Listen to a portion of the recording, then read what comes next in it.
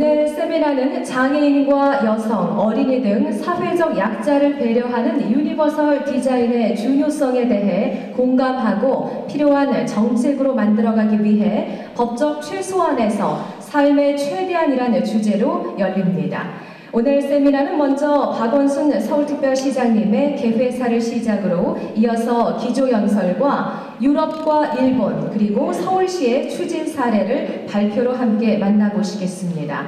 유니버설 디자인은 단순히 기능적 디자인의 측면만이 아니라 인간의 존엄성과 또 평등을 실현하는 그런 시민들의 삶의 질을 향상시키는 데 있어서도 중요한 일종의 디자인 복지의 개념을 안고 있다, 저는 그렇게 생각합니다. 유럽과 일본의 유니버설 디자인의 좋은 사례들을 오늘 많이 공유하고 또 향후에 발전 방향을 논의하는 귀한 자리가 됐으면 좋겠습니다. 여러분 다시 한번 참석해 주셔서 고맙습니다. 오늘 저희 기조연설은 연설이라는 개념보다도 이런 마음의 유니버설 디자인, 법적 최소한만을 유지하는 곳에서 어떤 삶의 대안을 추구하고자 하는 그런 디자인에 대한 이야기에 대해서 잠시 소개를 하고자 합니다. 주제할 것은 소통, 그 다음에 공감, 그리고 마음의 유니버설 디자인입니다. 디자인이 참 영역이 많습니다. 보이는 디자인이 있고요. 여러분들이 늘 보시는 그래픽 제품, 건축물 이런 것들이 있고요. 그 다음에 보이지 않는 디자인이 많죠. 여러분들이 지금 하시는 복지, 행정, 정책, 제도 개선 이런 것들을 다 디자인이라고 볼 수가 있습니다. 디자인은 참으로 영역이 많습니다. 오늘 융합적인 세미나이기 때문에 디자인 전공이 아니신 분들이 많이 참석하셨습니다. 그래서 디자인이 얼마나 많은 영역이 많은지 지금 잠시 보면은요, 건축물, 그래픽 이렇게 보여지는 어떤 시각 디자인 쪽의 영역들이 있고요. 그 다음에 제품 디자인, 여러분들이 유니버설 디자인 하면 굉장히 연동시키는 것은 제품 환경이 더 먼저 이렇게 여러분들 머릿속에 연상이 될 것입니다. 그런데 오늘은 그들의 피부에 닿는 그런 공간에 대한 이야기를 좀 하고자 합니다. 그리고 환경 디자인, 여러분들이 주로 다루는 배리어 프리 유니버설 디자인의 그런 영역들을 이렇게 많은 영역이 있습니다. 디자인 하시면은 그냥 옷, 의상, 집, 건축물, 그 다음에 가구 이렇게 단편적인 걸로 생각하실지 모르겠는데요. 너무나 많은 영역들이 있어요. 근데 과연 이렇게 이 많은 아름다운 도시 환경, 크루즈 선박까지 너무나 아름다운 환경들이 많은데 과연 우리가 이렇게 들리지 않아도, 그 다음에 보이지 않아도, 또한 걷지 못하여도 이들을 모든 사람들의 욕구는 동일하다는 관점에서 과연 유니버설 디자인을 봤을까요? 모두를 위한 디자인이라고 하는데요. 오늘의 주제는 여러분들도 잘 아시는요, 성별, 연령, 국적 모든 것이 관계없는 그런 모두가 사용할 수 있는 그런 디자인뿐만이 아니라 누구도 소외받지 않는 모두를 위한 디자인이 필요한 시대에 지금 있습니다. 서울시가 그런 방향으로 지금 추진하고 있고요. 그 다음에 어떤 영역 간의 충돌이 아니고 그 다음에 소통의 철학이 있는 그런 유니버설 디자인을 실행하고자 합니다. 또한 디자인이 가장 디자인 사각지대 쪽에서 있는 많은 사회복지시설들은 있는 사람들의 전유물이라고 생각하는 경우가 굉장히 많이 있습니다. 그러나 실제로는 사회 통합의 도구로서 디자인, 어떤 커뮤니케이션으로서 디자인을 오늘 주제로 다루려고 합니다. 또한 이것은 누구도 차별받지 않는다는 것은 물리적 환경뿐만이 아니라 어떤 심리적, 정서적 모든 것들을 다 포괄적으로 포함하는 것입니다. 그래서 공간 이용자 모두가 어떤 특성을 갖고 있죠. 장애도 15개 이상의 유형이 있습니다. 우리가 아까 잠시 보여드렸듯 보이지 않고 들리지 않고 잘 거동이 불편한 어떤 물리적 그런 장애가 있는 반면에 또한 거기에 중복적으로 어떤 정신적, 정서적, 심리적 이런 장애들이 같이 포함되어 있습니다. 근데 지금까지 배리어 프리는 상당 부분을 물리적 환경에 많이 치중하는 경향이 있었습니다. 우리가 지금 다루려고 하는 것은 그들의 마음도 헤아리는 그런 디자인을 하고자 합니다. 유니버설 디자인은 좀 전에 제가 말씀드린 것처럼 여러분들이 너무 잘 아시는 내용들입니다. 남자인가 여자냐, 어린아이냐, 노인이냐, 여성이냐, 아동이냐가 그런 모든 것들이 차별되지 않고 모두가 안전하고 편안한 환경을 구축하는 보편적인 디자인을 의미합니다. 그리고 누구나 이용할 수 있는 환경을 쉽게 이용할 수 있는 환경을 제공하는 것을 또 의미하기도 합니다. 이 어린이, 성인, 건강한 노인, 허약한 노인, 장애인 이렇게 생애 주기별로 우리 인간이 태어나면서부터 사망할 때까지 많은 라이프 스타일을 갖고 있는데요. 유니버설 디자인은 태어나면서부터 죽을 때까지, 사람이 사망할 때까지 모든 것들을 다 포함하고 있습니다. 이 무장애 디자인이 허약하고 장애인, 어떤 장벽을 제거하는 그런 마이너스 요인을 제거한다라고 본다면 유니버설 디자인은 다른 플러스 요소를 가미하는, 그리고 끊임없이 창조적으로 인간과 환경의 관계를 다루는 것을 유니버설 디자인이라고 할 수가 있습니다. 또한 오늘 주제인 소통과 공감에 대한 이야기를 하고자 합니다. 우리가 늘 어떤 지침이나 이런 것들을 보면 일방적입니다. 상당히 지침을 내려준다 이런 표현을 쓰죠. 그럼 그거를 그 기관들은 수행하는 그런 개념으로 많이 지금까지 와 있었습니다. 그들의 그 이야기를 함께 논의하고 들었던 적이 많지 않았던 것 같습니다. 제가 이 복지환경 디자인을 저와 건축 디자인 전공이기도 하고 사회복지 그 영역에 많이 이렇게 가고 있는 그런 사람인데, 제가 보니까 가장 어려웠던 게 내가 그 입장이 되어보지 않으니까 그 상황을 이해할 수 없었어요. 그래서 항상 우리가 내가 노인이라면, 내가 장애가 있다면, 내 가족이 그 대상이라면 이것을 항상 생각하는 것이 가장 중요하다는 그런 공감대를 가지는 것이 가장 중요하다고 생각이 듭니다. 그래야만 끊임없이 관심을 가지고 그들의 마음을 헤아려보는 그런 디자인을 할 수 있지 않을까 싶습니다. 사회복지기관이나 사회적 약자, 취약계층 이런 분들이 늘 제가 가면 이런 이야기를 많이 합니다. 외부의 환경이 아무리 좋아도 하루 종일 누워있는 어르신이나 장애인들에게 창 높이는 너무나 높죠. 그러니까 서서 거동할 수 있는 사람에게는 창 높이를 밖에 있는 아름다운 전경을 늘 볼 수가 있습니다. 그러나 늘 누워서 생활할 수밖에 없는 노인이나 장애인들에게는 밖의 경관을 잘 볼 수가 없습니다. 창틀이 그들의 눈높이 위에 있습니다. 항상. 예, 그리고 이분들이 조명도 늘 누워있는 직부 조명을 쓰기 때문에, 직부로 이렇게 내리는 조명이 있기 때문에 언어로 의사소통이 안 되시는 분들은 내가 너무 눈이 부시니까 제가 너무 눈이 부시니까 했더니 객석에 불을 다 끄시네요. 부시니까 이 스위치를 내려주세요. 이렇게 할 수가 없습니다. 그렇게 이번에 마음에 유니버설 디자인은 그들의 마음을 헤아려서 그들이 언어로 소통이 안 될 때도 유니버설 디자인에는 그들과 소통하는 그래픽이나 픽토그램들이 다 있습니다. 그런 것들을 개발하는 그런 이야기를 합니다. 그리고 건물의 층별 구별이 너무 어렵다고 합니다. 공공복지시설을 가면은 늘 그 층이 그 층 같습니다. 그래서 노인복지관을 제가 가면은 어르신들이 한꺼번에 다 내리셨다가 그 층이 아니네, 그리고 다시 다 타는 경우를 굉장히 많이 보고 있습니다. 그래서 층별 구분을 컬러로 좀 인지해서 아까 내가 가고자 했던 층이 어디인가 이렇게 볼 수 있으면 참 좋겠다. 그리고 아무리 좋은 복지관이 많이 생기면 뭐 할까요? 집에서 나올 수가 없는데, 그리고 이동할 수 없고 복지관에 접근할 수가 없는데 이게 무슨 소용이 있을까요? 그래서 단차가 있어서 접근할 수가 없고, 그 다음에 짧은 거리여도 건강한 사람들에게는 한 발짝 두 발짝이기도 합니다. 그러나 몸이 아픈 사람들에게는 한 발짝이 너무나 천근만근같이 그 조그만 핸드레일이 없으면 걸어갈 수가 없습니다. 이런 입장이 되어보는 것이 상당히 중요하겠죠. 실제 현장에서는 아직도 너무나 그 적용이 미흡하다고 볼 수가 있습니다. 서두에도 말씀드렸지만 디자인은 경제적인 여유가 있는 사람들의 전유물이다라고 생각하는 경우가 상당히 많이 있었습니다.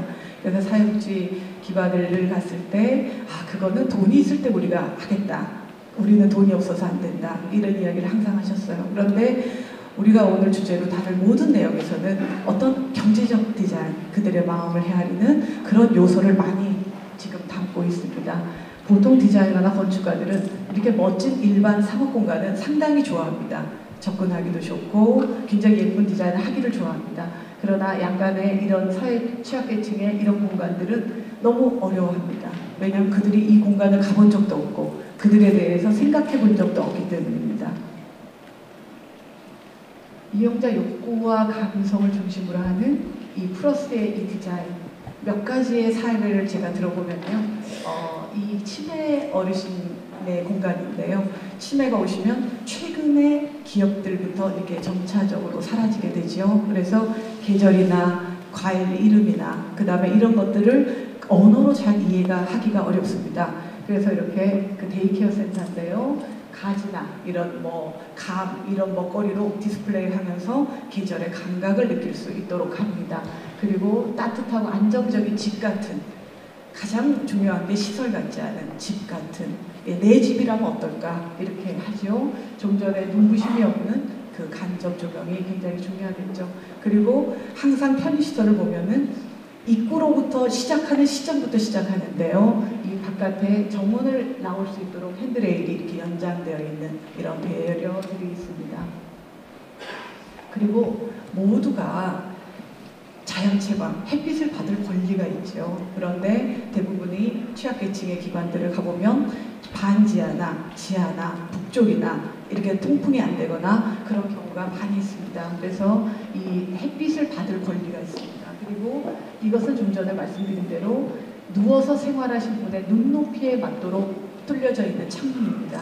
이 높이는 휠체어를 타고 앉아있을 때나 항상 누워서 생활하시는 분에도 외부의 전경이 막힘이 없이 한눈에 들어올 수 있는 것, 이런 것들도 유니버설 디자인의 한 유형이라고 볼 수가 있고요. 이 배회로 이 치매가 오시면 계속 돌아다니시는데 그 알코브 공간에 작은 의자를 놔서 잠깐이라도 앉아서 그 다리를 좀 쉴 수 있는 그런 공간도 유니버설 디자인이라고 볼 수가 있겠죠. 이거는 어느 눈높이에서 볼 수 있느냐. 이거는 유니버설 디자인 센터인데요. 아래에 있는 것은 휠체어를 탔을 때 밖을 내다볼 수 있는 높이죠. 띵동했을 때. 그리고 위의 높이는 성인의 눈높이입니다. 그런데 과연 휠체어를 타신 분만 아래 그 렌즈를 볼 수 있을까요? 키가 작은 아동도 띵동하면 밖을 볼 수가 있습니다. 그러니까 유니버설 디자인은요, 누구만을 위한 배려가 아니라 모두를 위한 디자인이라고 볼 수가 있습니다. 이거는 지팡이를 놓을 수가 있습니다. 지팡이를 가지고 온 사람들이 여기다가 끼워서 밥을 먹을 수 있죠. 그러면 여기서는 정상인과 지팡이를 가지고 온 사람들이 대등하게 앉아서 그 식탁을 활용할 수가 있습니다. 이거는 일본에 있는 그 제1동포 그 어르신 요양시설입니다. 제가 상당히 감동적으로 봤던 것은 이 천장에 이분들이 한국에서 곱게 오고자 하는 그리움은 많으나 올 수 없지만 이분들이 치매가 오고 나서부터는 일본말을 다 잊어버리고 한국말만 생각이 난다고 합니다. 그래서 일본에 있는 그 노인 요양시설을 가서 언어가 소통이 안 돼서 상당히 어려움을 많이 겪었다고 합니다. 그런데 그분들을 위한 요양시설인데요. 상부에 보면 무궁화 패턴이 이렇게 있습니다. 그래서 그 빛이 들어오면 낮에 어르신들이 데이케어 때 그 무궁화가 퍼져 있는 그런 바닥을 볼 수가 있고요. 그분들의 어렸을 때의 기억인, 지금은 기억이 없지만 청사초록이나 색동의 무늬를 공간에 표현한 사례를 볼 수 있어서 상당히 감동적이었습니다. 이때 제가 8.15 광복절에 마침 이 공간을 갔는데 이 치매가 오셔서 아무것도 기억을 못하시는 어르신이 그 애걸을 불고 그 있는 모습을 보게 됐습니다. 모든 걸 잊어버려도 내 마음속에 있는 그 기억을 늘 생각하게 하는 마음의 유니버설 디자인이라고 볼 수가 있습니다. 이런 즐거움을 주는 요소들, 지적장애나 자퇴 이런 분들에게 즐거움 줄 수 있는 언어들, 그 다음에 언어의 기능처럼 편안한 방법으로 심리적 안정을 주는 그런 디자인들, 그 다음에 싱가포르, 독일, 일본, 이미 외국은 이 공공 디자인에 반드시 유니버설 디자인이 접목되어 있습니다. 그래서 실제 사례를 보면 일본은 일본 시민의 10명 중 8명이 이미 유니버설 디자인을 인식하고 있다고 보여지고 있습니다. 일상생활 전반에 걸친 디자인적 고려가 필요할 때입니다. 이미 서울시가 이제 제가 연구 책임자로도 계속 연구를 하고 있지만요. 이렇게 다양한 유형의 그런 연구들을 하고 있습니다. 피부에 와닿을 수 있는 거, 막연한 것이 아니고 어렵지 않은 그 전공이 아니어도 얼마나 이 환경이 중요한 걸 현장에서 볼 수 있는 그런 분들을 위한 이런 가이드라인을 계속 만들고 있고요. 마지막으로 그 장애인에 있어서 디자인의 힘이라는 글을 읽어드리면서 마치도록 하겠습니다. 그 사회복지 기관에서 늘 우리에겐 너무 먼 것이 디자인이라고 얘기를 늘 하셨습니다. 참 좋은데 우리한테는 너무 멀지, 우리한테는 안 되지, 그거는 돈 있는 사람들의 이야기지 라고 이야기를 하셨어요. 근데 사회복지 기관의 시설에, 장애인 시설에 있는 원장님이 그렇지 않다고 저에게 메일을 보내셨습니다. 그들이 옷 달라지는 어떤 꽃, 그 다음에 식탁보만 봐도 굉장히 좋아하고, 그 다음에 특히 언어로 의사소통이 안 되는 자폐성 지적 정서장애인들에게는 더더욱이 이 디자인으로 더 통합감각으로 더 많이 느낄 수 있다. 그러니까 디자인에 존중한다는 의미를 담아서 전달하는 것이 더 효과적이지 않겠느냐. 너무나 감동적인 이야기였습니다. 그래서 그렇다면 디자인은 이들에게 더 필요한 것이 아닐까요? 저는 이 말만큼 보편적 복지에 대해서 잘 표현한 것이 없다고 생각이 듭니다. 그래서 오늘의 주제인 법적 최소한에서 그 최소 기준입니다. 최소한이라는 것. 최소한의 기준에서 어떠한 지금까지 제가 말씀드린 삶의 최대한으로 바뀌는 것이 유니버설 디자인의 오늘의 취지라고 볼 수 있고요. 그 다음에 그들에게 더 필요한 디자인입니다. 언어로 소통이 안 되기 때문에, 걸어갈 수 없기 때문에, 그리고 당연히 누려야 할 인권이기도 합니다.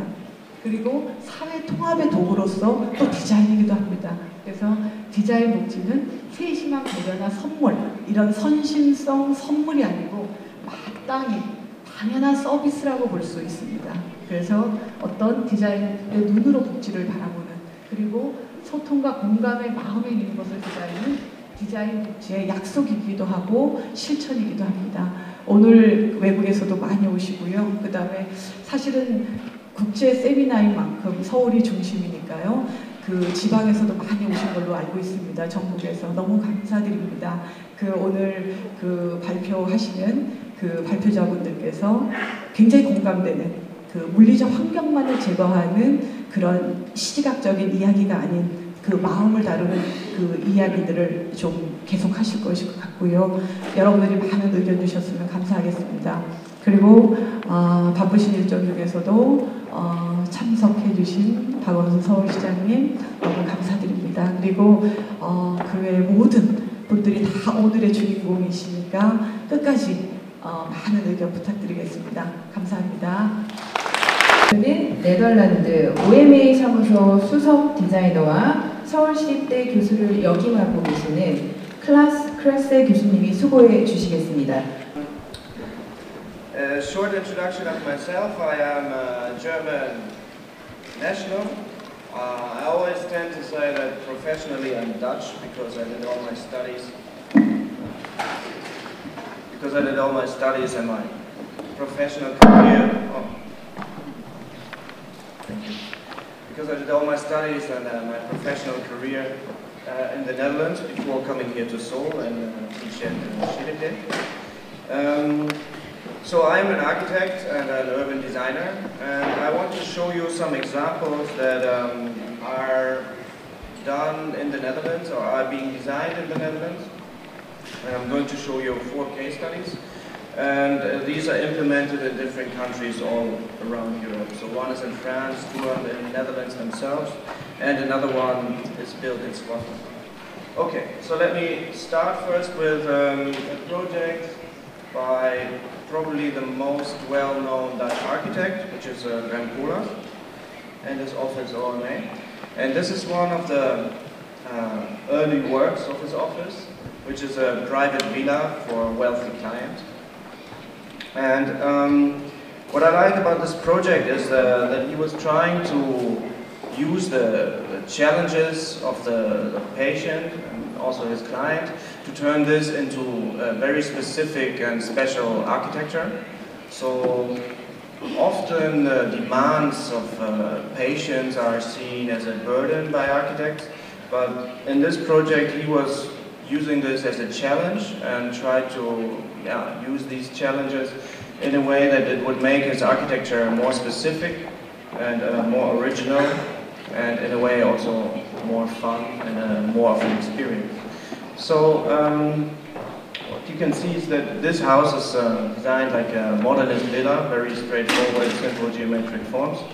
And I will start explaining a little bit about the general structure of the building. So, right, you can see here that it's vertically divided in 3 parts, which you can see here in the section. So this would be the part where you enter. The mid part would be designed like an open, let's say, living room, and the more private functions, more private program, sleeping spaces would be upstairs. So what you have to know is that the client had a car accident shortly before he commissioned the house, and he was in a wheelchair. And besides these kind of restrictions and demands, another demand was to the architect to make this house very special and complex, because the client would spend a lot of time in the house. So he wouldn't want a boring house, but this would be kind of his world. So he asked especially for a complex environment. Okay, so here you can see the layout of the 3 floors, which is architecturally, let's say, one floor is buried in the ground, another one is seeking the connection with the outside, like an outside living room, and the third one, as I said before, is the more private sleeping place. Okay, so what makes this house special, you can see the best in the section. That is a giant elevator that is connecting these 3 different levels. Right? So if you look at these colors, each color resembles different parts of the house and different functions. So it's very much divided, floor by floor, with different functions. And father of the house, the client, would move around in his wheelchair, and therefore the wheelchair and also the elevator would become a central part of the house. Okay, so here you can see again the vertical separation of the different floors with the different functions, and you can also see how this is connecting with the wheelchair. So this is the kind of platform that I'm talking about. This is a platform that is moving from floor to floor, connecting all the 3 floors. And rather than making it like a closed box, it would actually become a part of the floor that is moving from one floor to the other one, and being furnished with a, being furnished with a table, so it would also at times become an office. At the same time, there's a special treatment of the walls, let's say, which would become inside this shaft for the elevator would become a giant bookcase, so he could store all his personal belongings, things that are dear to him, in this staircase connecting 3 different floors. So this would be at the top floor. Also, the treatment of the roof would be different, so there's a huge skylight, making this space more pleasant. So you can see it's not treated like an utility room, it's treated like part of the living space. Here you can see the elevator shaft and the giant bookcase that is connecting the different floors. How this is becoming part of the floor. So in a way you can say that the floor of that specific layer of the building is only complete when the client is there. So wherever he is, it would always be complete. And in this one you can see, looking to the other side, also how there's no barriers, open, huge parts of glass, and offering a big view, good view towards boarding. In this one you can see again how this elevator works together with a little office situation. Also you can see that here in the bookcase. This on the other hand is the stairs for the rest of the family.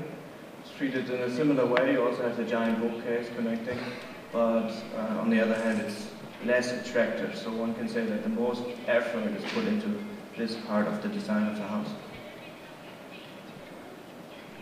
And another one that is quite spectacular is the bathroom. So this is not an off-the-shelf product you can find in a bathroom store, but this is made by back then young designer, now famous Dutch designer. Also bathroom for wheelchair accessibility. And what I think is also similar to the house, important to note with this design is that it is good design and it is made for a handicapped person. So often these two things are treated like antipodes, whereas there are ways to connect this and there are ways to make good design also for people with a handicap. And another interesting point that he took as an inspiration for his design is of course the views out of the house. So as you have noticed, in the top level of the house you have these circular windows on different heights. And it looks playfully arranged at random. But actually what you see if you study the floor plan a bit better is that these windows are arranged due to what a person sees, either sitting in a wheelchair or standing up. And as you can see in these diagrams, according to those situations, those views, the holes, the windows in that top volume are arranged. So actually it is very functional design, even though it looks very playful in the first place.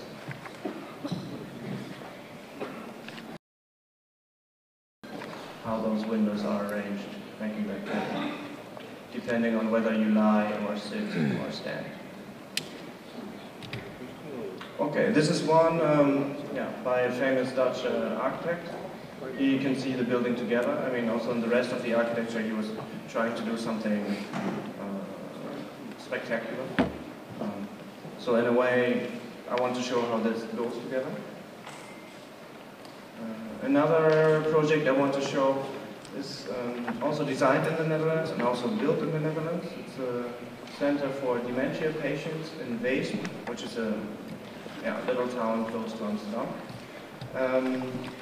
And what I think is extraordinary about the design of this space is that instead of making a hospital, like a building like a box, they decided to make a building for these patients that is perceived more like a neighborhood and also has a lot more qualities like a neighborhood. So this is basically what I just told you, right? You could use the program, the demands of that dementia center, and stack it vertically into one building, and then each layer of that facility would be separated and probably be very efficient. But what the architects did in this project was that they said, okay, let's create an environment where the different types of patients come together and they can benefit from each other, or they can have more social interaction. And in that way, they wanted to create it more like a neighborhood. And therefore, as you can see here, the arrangement of the program is not vertical, but the arrangement is horizontal. Of course, this is only a diagram. It's like let's say, the first step of the design. Another guideline of the design was to use different zones, right? So in different types of environments, people socialize in a different way. So the guideline for this design was to have in the middle the tuin, which is garden in Dutch. And then this would be adjacent to a village environment. And then the most dense, like city-like environment would start beyond that. Okay, so this is also just a diagram of how it could be. And another thing they took up was creating lifestyles, or let's say preserve some kind of history of the patient, and maybe in some way also dignity, by giving them environments and lifestyles that are closer to the environments and lifestyles that they know. So you will see this later in the presentation as well, but they would have, for example, more the culturally interested lifestyle, Indian lifestyle, more posh, or let's say traditional conservative lifestyle. So according to how you used to live before you got dementia, you would still keep on living now. Patients would be selected according to their previous lifestyles and form, let's say, living groups. They would live together in small communities of 5 to 7 people in here. So what you can see in this diagram is the arrangement. So obviously this reminds more of a city plan, more of urban planning than of a building. And then each color resembles a different kind of lifestyle, right? And I will give a bit more detail into this plan, because I think it's worth it. But before, I want to show another inspiration, which was, let's say, the traditional European city. So this would probably be the modernist city, very rational, very efficient and dense. And this would resemble more the traditional European city, where you have a variety of different kind of buildings and a variety of different public spaces. So often when designing, everybody's looking at the functions, but in this design also the outside space, the public space, was playing an essential role.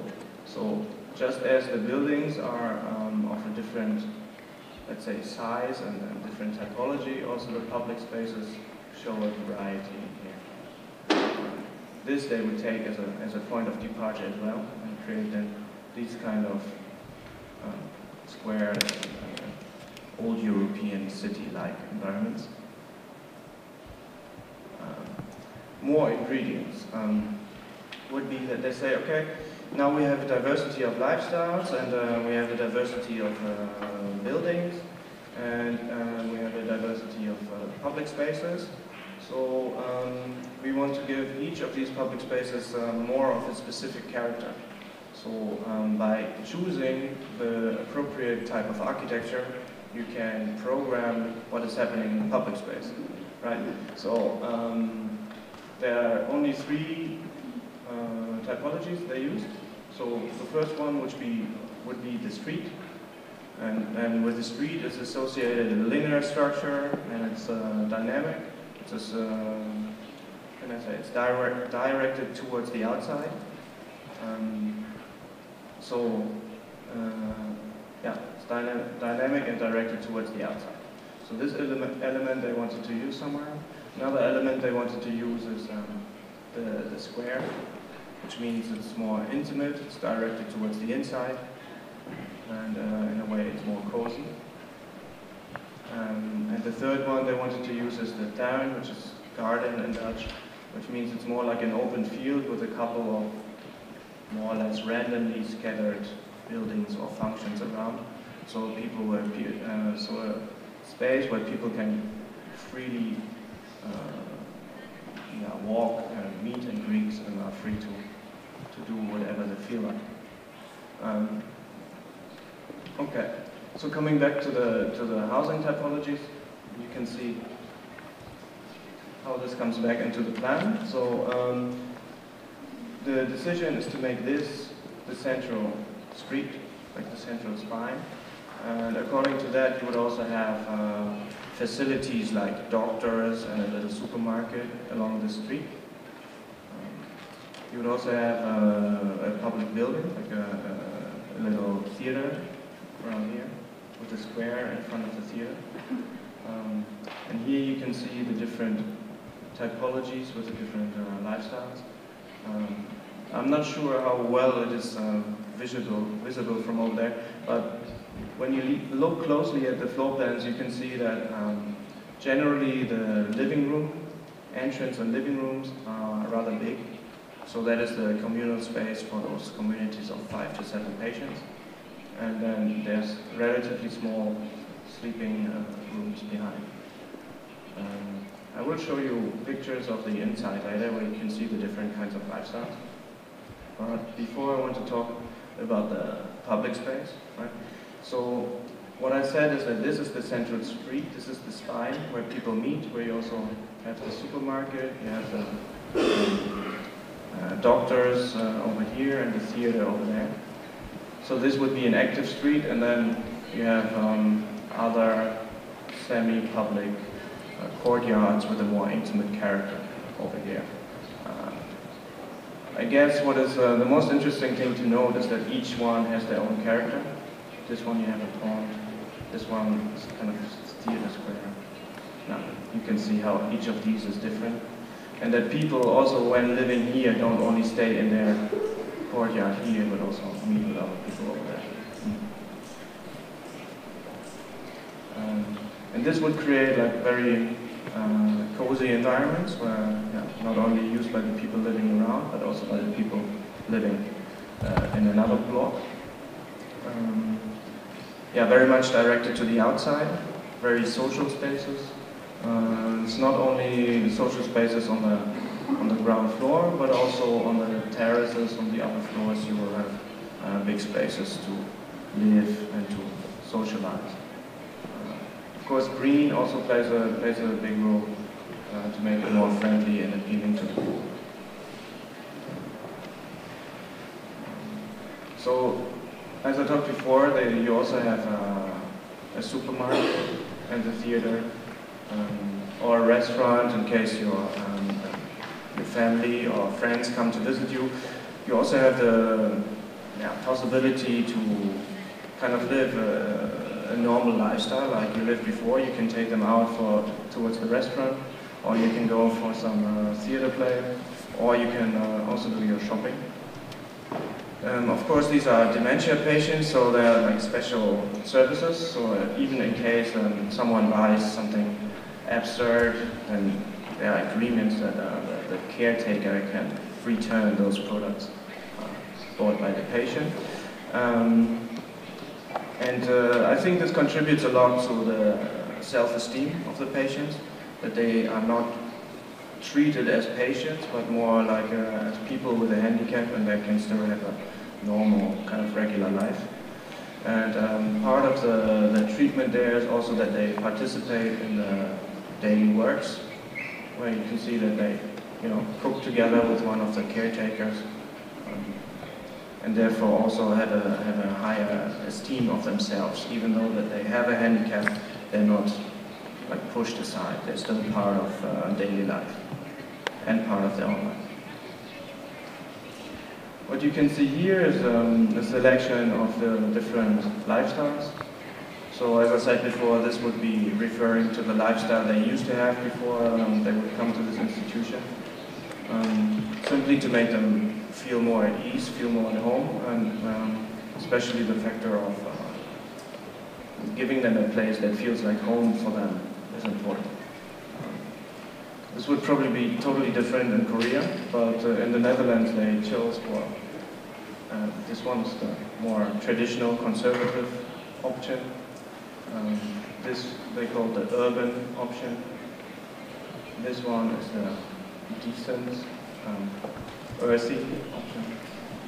And this one would be the Indian option, for example. So depending on your history, you would go into one of these living groups. Another impression of how that interior works. People eat together in the big living room, socialize a lot.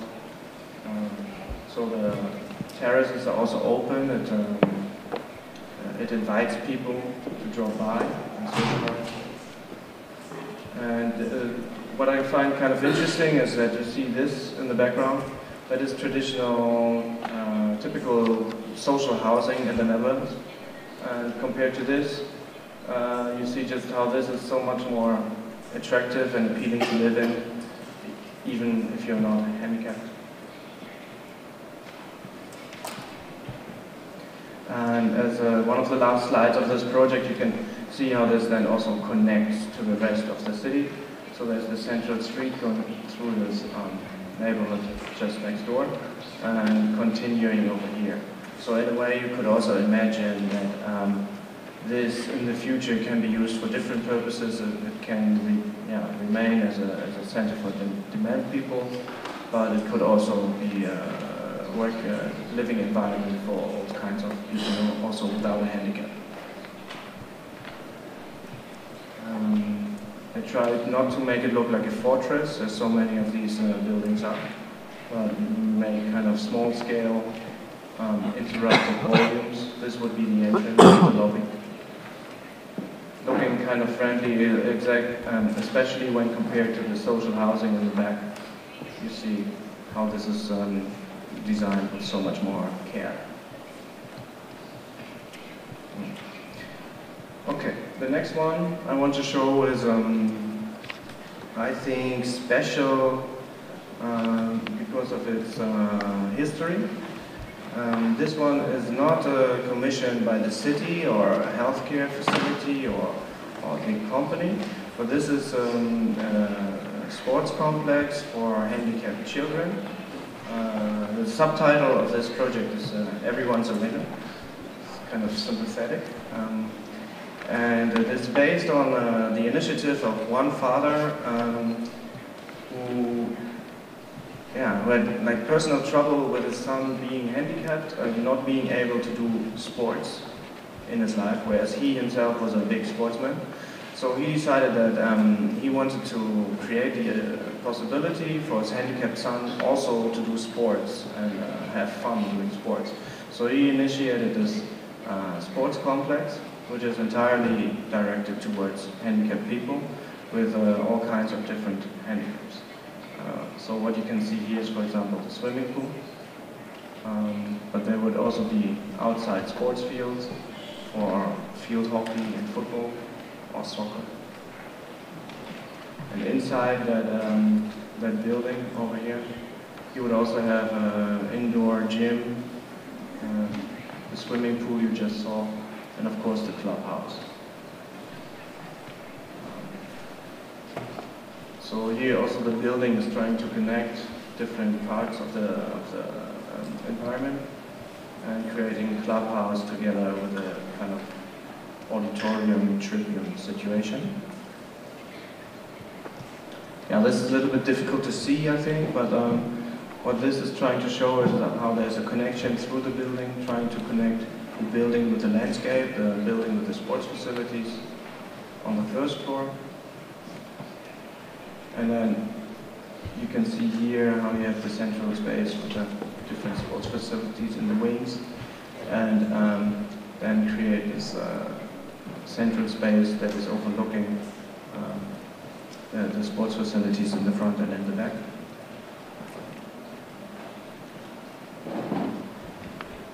So another thing that is interesting about this initiative is that it was really difficult to get the funding for the project.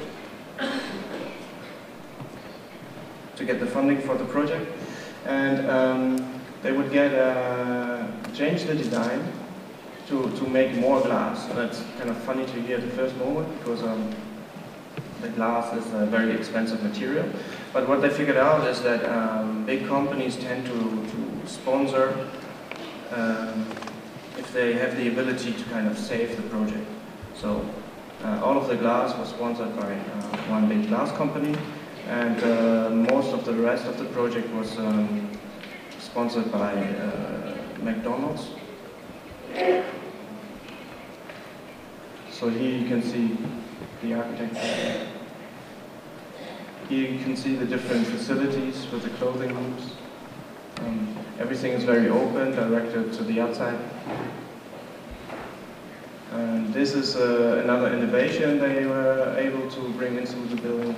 Just these inside the gym. It is how can I say? These lines are electric. So these are also sponsored. So according to what kind of sports is happening in the gym, these lines change. The LEDs in the floor would be a precedent, at least in Europe. The manufacturer found this is a good test case for his technology and therefore decided to just sponsor the project and use it as a test case. So you can also combine innovation with this kind of design, universal design. Different colors to orientate people. This would be the active, like canteen, central space. And you can also see that it's trying not to create any barriers, right? So you can just access free. Okay, I just heard I have to speed up, so I'm going to go to the next project, which is Maggie Center in Scotland. Also designed by a man, same architect as the first one. And I don't know if you know the Maggie Center. It's a house for, it's a facility for cancer patients, people that have cancer, but also for the relatives of people with cancer. So what it's trying to do is to provide not only medical help, but more psychological help and assistance for the patients and their relatives. Okay, I will go through this quickly. So there's an existing hospital, and this center is in addition to the hospital. What you can see is a kind of messy composition of different types of architectures. And somehow they found one inside this environment and designed this new building in there. So you have a complex program that is translated into these kind of interlocking boxes scheme. One of the most important things about the center is that it should make people feel at ease, make people feel at home and calm. So kind of the guideline is to make it an urban living room. So all the spaces would have a lot of light and be quite cozy, a lot of connection to the natural surrounding around. Okay, I will speed up with this. So this is how you can imagine a diagram of that space. It's supposed to be all open, a lot of glass, right? A lot of different little spaces for treatments, for consultations, but then also offices, one central office, and being as open as possible. The only closed spaces would be the 2 bathroom blocks and 1 treatment meditation block. So I'm going to show you a couple of impressions so you can get acquainted with the idea of creating a kind of a living room, a very warm, cozy environment where you feel like opening up and talking about your problems. See the connection with the nature and the light. Here you can see the section, how it connects to the slope, and you will see in the pictures that I'm going to show in a minute how the building reacts to that topography. Sometimes it's on top of the ground, sometimes it's underneath the ground, creating different kinds of situations. And this is the last slide that I want to show, which is one of the meditation spaces, which is one of the 3 only closed spaces, introverted spaces where you can go inside yourself and meditate. Okay, thank you very much.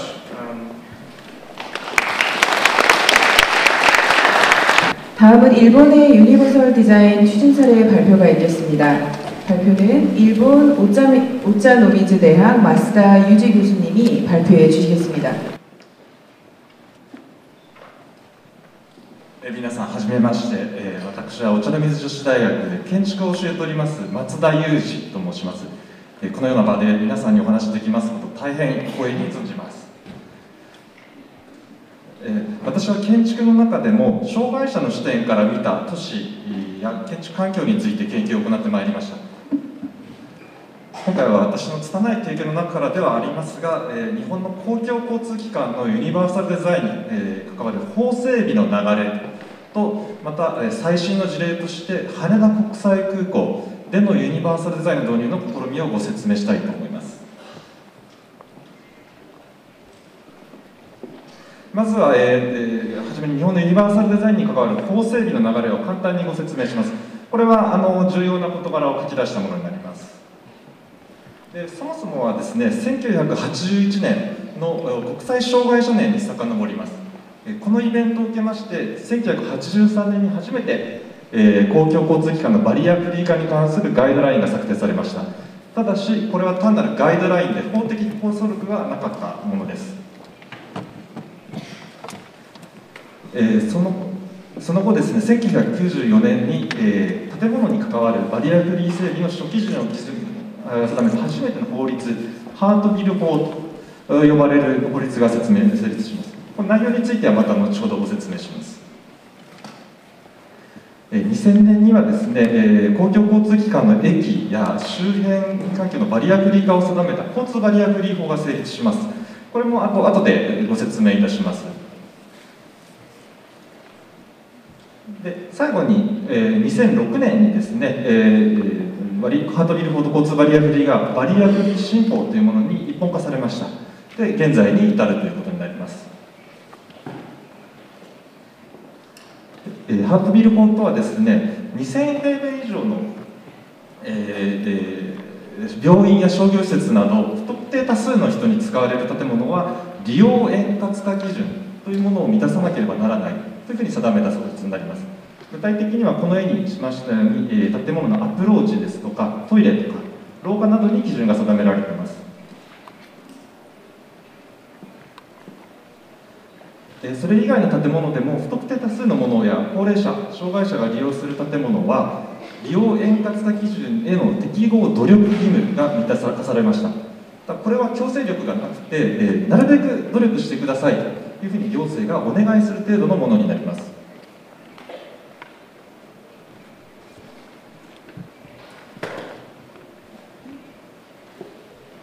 具体的な、ですね、内容を少し紹介します。例えばエントランスのドアは、1.2 メーター以上であること、廊下の幅は車椅子が通れるように 1.8 メーター以上であること、で傾斜は12分の1以下であることなどです。続いて交通バリアフリー法についてご説明します。この法律は、鉄道駅や車両について、公共交通事業者によりバリアフリー化を進める法律です。でこの法律によって1日の乗降客数は5000人以上の駅はエレベーターやエスカレーターなどバリアフリー設備が義務付けられました。ただこれはですね、駅を新たに作る場合でして、もしくは大きな改修をする場合ですでにある駅については努力しなさいということを定めただけにとどまっています。ですね、それで鉄道事業者だけではなく市町村も大規模な鉄道駅など旅客施設を中心とした一定の地区においてバリアフリー化に関する基本構想を作成することが求められました。でこれに基づいて交通事業者と市町村はバリアフリー化を重点的一体的に進めることが求められたんです。でこの法律の特徴として基本構想を作成する際に高齢者や障害者の参加による意見の反映が必要であるというふうに条文ではっきり書かれました。でこの当事者の参加というものがなければですね、おそらくこの法律はほとんど役に立たなかったのではというふうに思います。でその具体的な内容をですね、これから、羽田の国際空港を例にしてご説明いたします。ところで、日本には4つ国際空港があります。このうちですね、中部国際空港と羽田新国際空港は交通バリアフリー法ができてから、設計されました。つまりこの2つの国際空港は障害当事者の意見を丁寧に反映して設計されたんです。そのため、これまで説明してきた法律の理念もっとよく表しているというふうに思います。で私はですね、法にもこの羽田国際空港のユニバーサルデザインを導入するための障害者の参加のプロセスに深く関わることができました。これからその様子をご紹介するとともに、ユニバーサルデザインの導入の実際とその難しさについて、ご説明したいと思います。ですね、羽田国際空港のターミナルビルの設計は2006年6月から始まり、2008年3月に終了しました。で、設計が始まると同時にですね、UD 検討会というものが作られました。これは、有識者やですね、交通事業者や行政担当官、そして障害当事者によって組織された会議で、1年に2、3回の頻度で会議を開いて、ユニバーサルデザインの観点から設計を意見するというものです。当初はですね、この会議によって障害者、高齢者の意見というものを建物の設計に反映しようとしてました。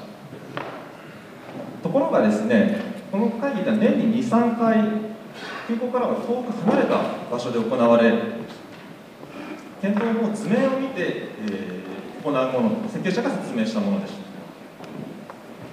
た。で、このようなですね、机の上の議論に限界を感じた方がいました。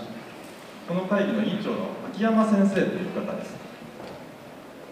で、秋山先生はですね、建築の専門家ではない障害者の方にとって、図面見るだけでは何が良くて、何が悪いのか、判断ができないのではないかと思いました。で、秋山先生は机の上で図面を見ているだけではダメで、使われる製品のサンプルなどを実際手に取ってですね、触ってみたりして確かめないといけないというふうに思いました。それで、秋山先生は会議ではなく、ワークショップの形式で障害者の意見を聞き、設計に反映するということを提案したんです。それが UD ワークショップというふうに呼ばれました。UD ワークショップというのはですね、参加者の大部分はさまざまな障害を持った方で、また障害に詳しい研究者の方も参加しました。UD ワークショップは工事と並行して行われ、2年半の期間で31回、延べ33人の障害当事者が参加した大規模なものです。UD ワークショップは、車椅子利用者や杖利用者を中心とした移動班と、視覚障害者を中心とした視覚班と、聴覚障害者を中心とした聴覚班の3つのグループに分かれて実施されました。それぞれのグループは3、4名の障害者に加え、1、2名の研究者、そして、議論を円滑に進めるためのファシリテーターと呼ばれる、人が参加しまして、私は視覚障害者の移動環境の研究をしてたものですから、視覚班のファシリテーターを務めることになりました。で、UD ワークショップですが、第1期から第3期まで3つに分けて実施されました。で、第1期である最初の1年目は、他の空港の視察などを行って、どの部分が良くて、どの部分が悪いのかなどを議論しました。まず最初、私たちが行ったのがですね、中部国際空港です。で、この空港は羽田国際空港に先立ち、大規模な障害者の参加によって作られた空港で、UD のレベルでは当時日本で最高と言われた空港です。しかし実際行ってみるとですね、さまざまな課題が見つかりました。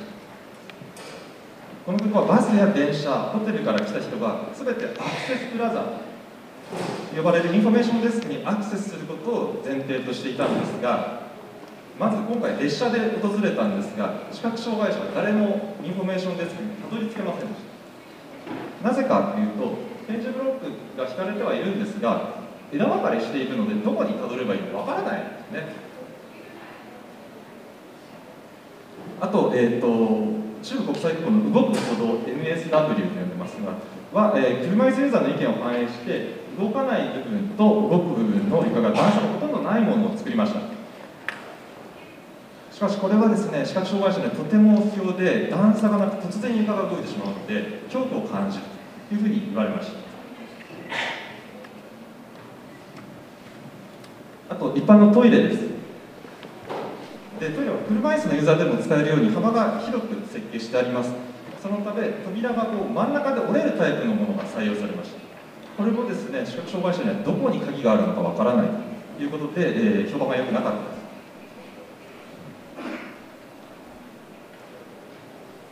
で、この中部国際空港の訪問団とワークショップでさまざまな箇所の使い勝手について議論が行われました。でこの頃はまだですね設計が進んでなかったので、今ある建物を議論しました。で第1期もですね真ん中辺に差し掛かった頃、新しい空港でのサイン計画が設計者から示されまして、ここで大きな議論に発展してしまいました。そもそもですね設計者はサインのデザインが UD とは関係するとは考えてなかったんです。で設計者は空港の明るく開放的な空間のイメージに合うデザインを提案しました。提案されたサインはこのようなものです。白地に黒い文字で、内側から照明で明るく照らされていました。でこれは実際のモックアップでの検証の様子なんですけれども、これを見た視覚障害の方はもう全員が非常に見づらいというふうに変更を要求しました。ある程度ですね、視力が残っている視覚障害者は視覚情報を利用します。しかしこの提案されたサインというのは眩しすぎて見つめることができないということだったんです。このような検討を月に1回からですね2回行い、2008年6月から2009年3月まで14回のワークショップを行いました。検討内容はここでお示ししている通り、エレベーターからエスカレーター、サイン、廊下、トイレ、フライトインフォメーションボードなど非常に多岐にわたりました。2009年6月から、2009年10月まで行われた第2期のワークショップでは、第1期で挙げられた要望を反映して作られたサンプルやモックアップを実際に見たり触ったりしながらの検討が行われました。まず最初に行ったのはエレベーターの検討です。これは、エレベーター工場にですねワークショップ参加者が出向いて、エレベーターの押しボタンなど細かいところまで実際の製品を使って検証を行いました。サインについてはですね、吊り下げサインについては設計原案通りのものが、再度提案され、自立式のサインについては黒地に白文字のデザインに変更したものが提案されました。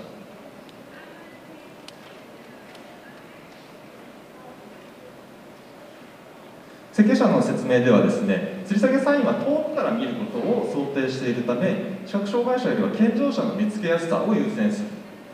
で、自立式サインは視覚障害者でも近寄って見るのでデザインを変更したという説明がされました。